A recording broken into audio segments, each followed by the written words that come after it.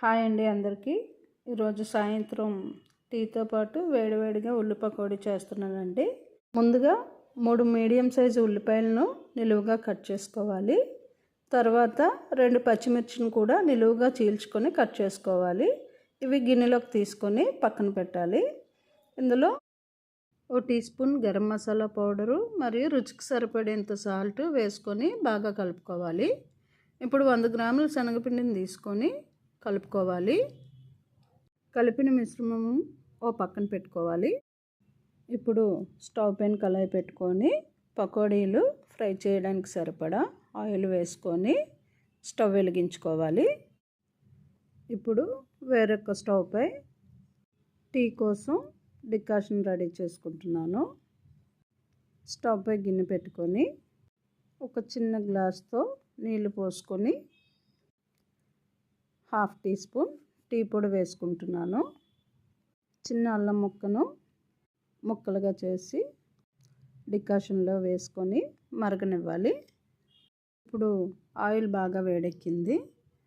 కలుపుకున్న పిండిని పకోడీల్లా చిన్న చిన్నగా వేసుకొని వేగనివ్వాలి.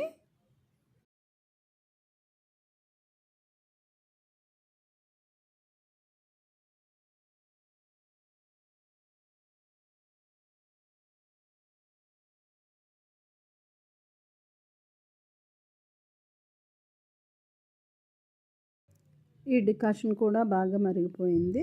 ఇప్పుడు నీళ్లు ఏ గ్లాస్తో అయితే వేసుకున్నామో అదే గ్లాస్తో పాలు వేసుకొని మరగనివ్వాలి. ఇటు వేగిన పకోడీలను తిరగేసుకొని వేగనివ్వాలి. ఇప్పుడు టీలో 1 స్పూను పంచదార వేసుకుని మరగనివ్వాలి. ఇటు పకోడీలు కూడా వేగిపోయండి. ఈ వేగిన పకోడీలని ఒక ప్లేట్లోకి తీసుకోవాలి.